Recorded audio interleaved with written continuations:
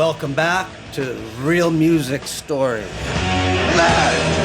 For those of us who experienced punk rock, it went into our blood, our DNA. The music wasn't just sound, it was the energy, the rebellion, the philosophy.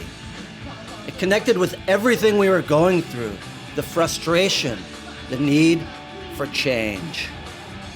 And for those of us who survived it, we carry a piece of that within us for life. But before it was a movement, before it was a way of life, punk rock started somewhere. The early 70s were a time of change, frustration, and rebellion. And in the heart of it all, a new sound was born, ready to challenge everything that came before it.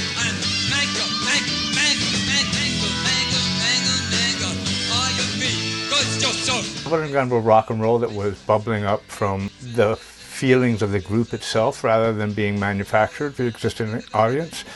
The Velvet Underground were art. The point of it was to release something from inside themselves that expressed their feelings and excited them. There really hadn't been anything like the Velvet Underground before the Velvet Underground. In the early 70s, there were some bands playing experimental hard rock that actually were the predecessors of what would become punk rock. Bands like Iggy Pop and The Stooges, the MC5, and the New York Dolls. I like New York Dolls because they were nasty and mean and they wore makeup and they didn't give a shit and they played god-awful rock and roll.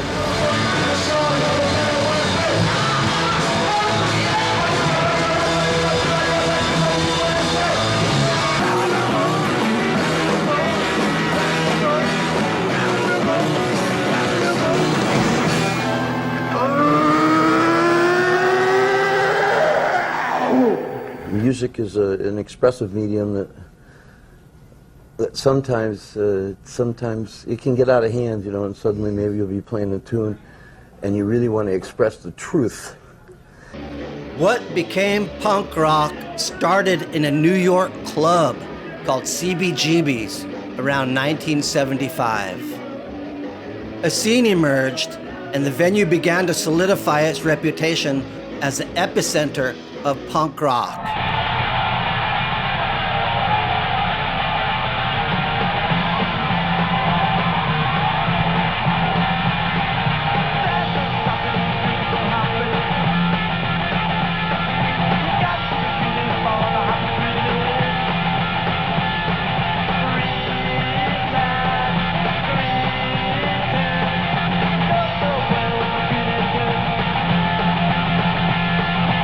Even before the Ramones, there were obscure bands making an underground name for themselves at CBGBs.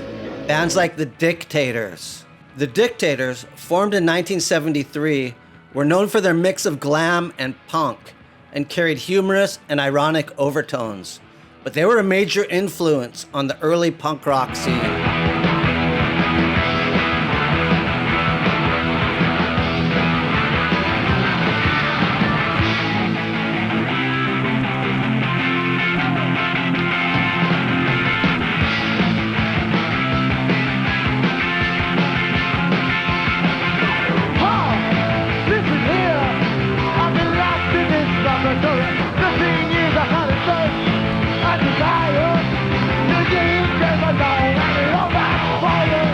The band Television was also formed in 1973, and they were one of the most important bands in the early days of CBGB.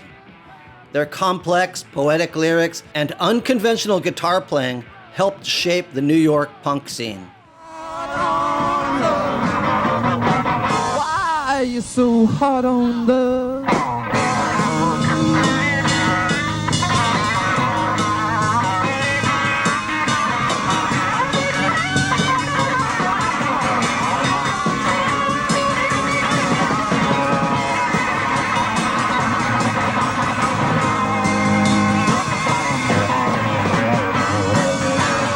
Dead Boys were also part of the first wave of punk bands to break out of the CBGB scene. They were known for their raw energy and chaotic live shows. They became one of the most important bands in the early punk movement and one of the hardest edge punk bands to come out of CBGB.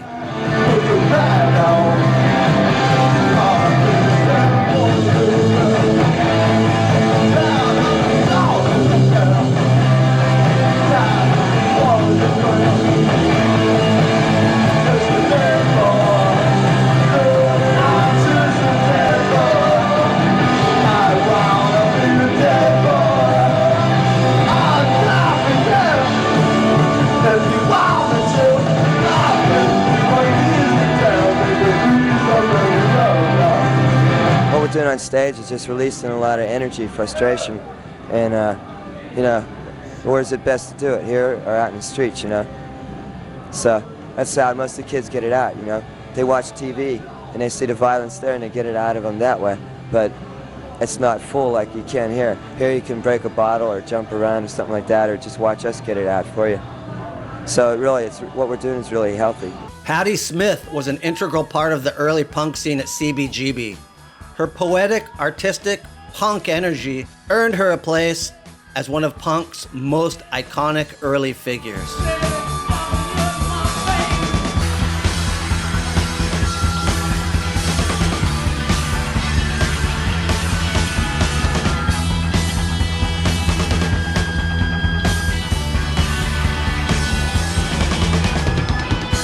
And I'm free because I can leap up and scream. I can put my fist up in the air. I don't give a shit, no. Blondie formed in 1974 and was an integral part of the CBGB scene. Blondie was steeped in the rawness and rebellion of punk rock, but also included a unique sense of melody and pop sensibilities, and actually helped usher in the new wave movement.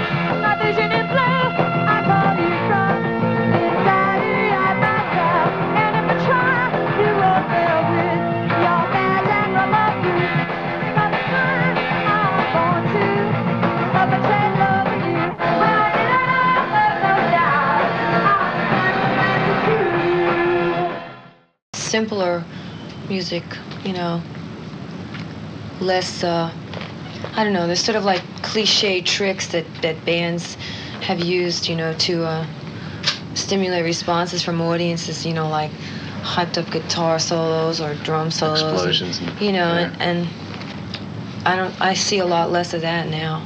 The Talking Heads were another key act that emerged from CBGB in 1975. And were also part of that early CBGB punk scene, and like Blondie, helped kickstart the new wave sound. Compassion is a virtue, but I don't have the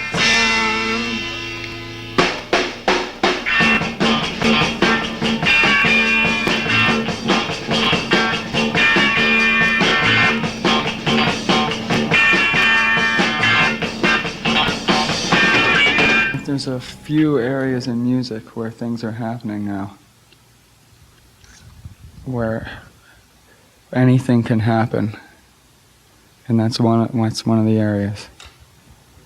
There's a whole lot of areas in music where nothing's happening and nothing looks likely to happen. At the time, the UK punk scene was led by The Damned, and soon the Sex Pistols and SS London, who would become The Clash, would take punk rock to new levels completely.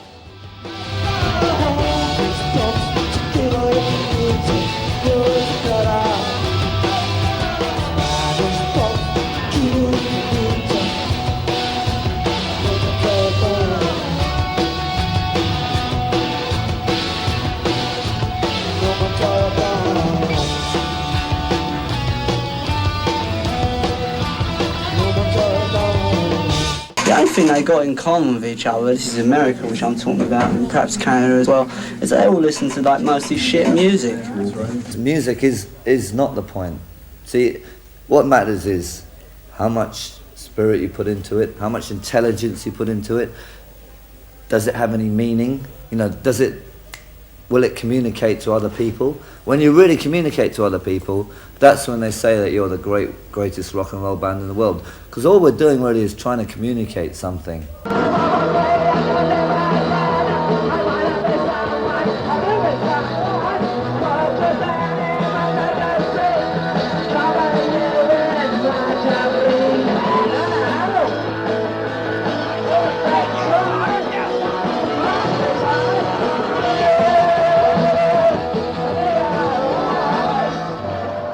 It was fine for then, but so what?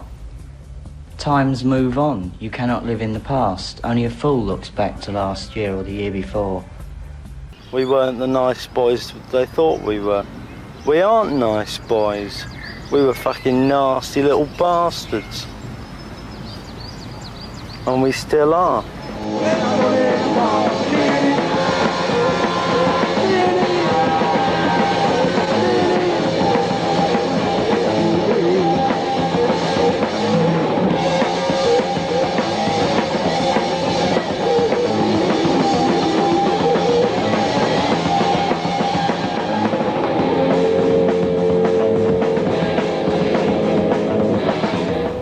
We'll just, we'll continue until we decide we're not going to. We won't. Just when it gets boring. We won't do it just to be commercial or whatever, or because someone tells us to do it or stop. We'll do it our own way.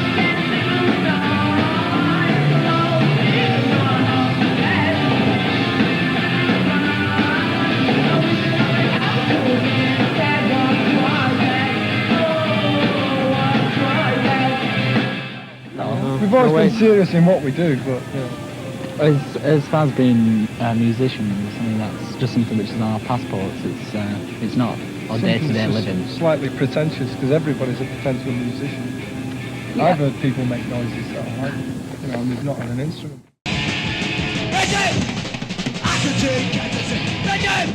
The transition from late 70s punk to hardcore punk happened as a reaction to the commercialization and mainstream success of early punk, and subsequently, new wave.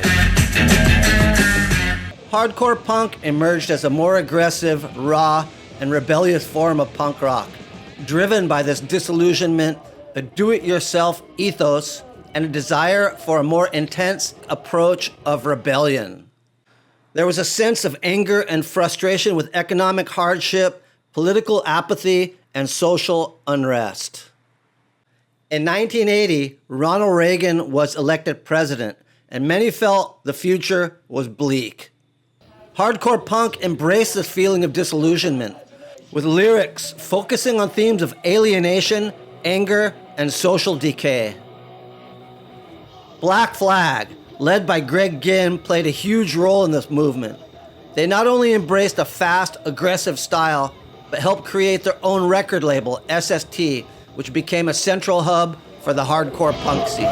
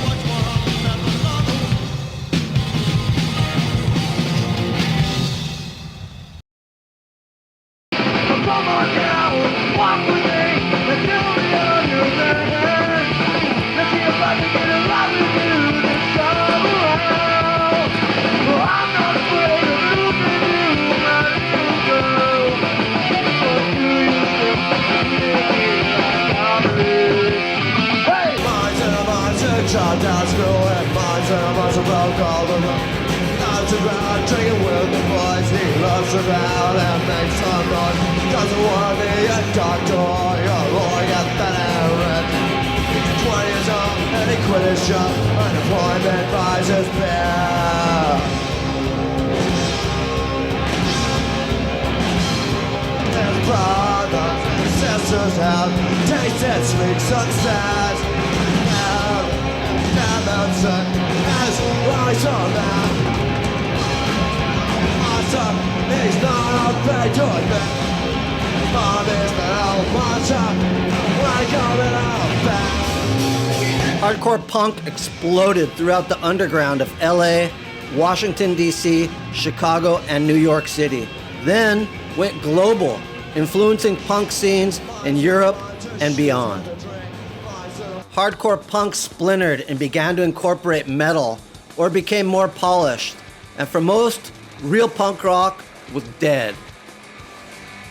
In reality, it went back to where it started, the underground. The spirit and rebellion which created this music and cultural phenomenon will never die. The attitude behind it, to question authority, reject the status quo, to speak the truth when everyone else is scared, and to create something from nothing remains as vital as ever. That's what real punk rock is. Not one sound, not a particular look or image, but a philosophy. And that will never die.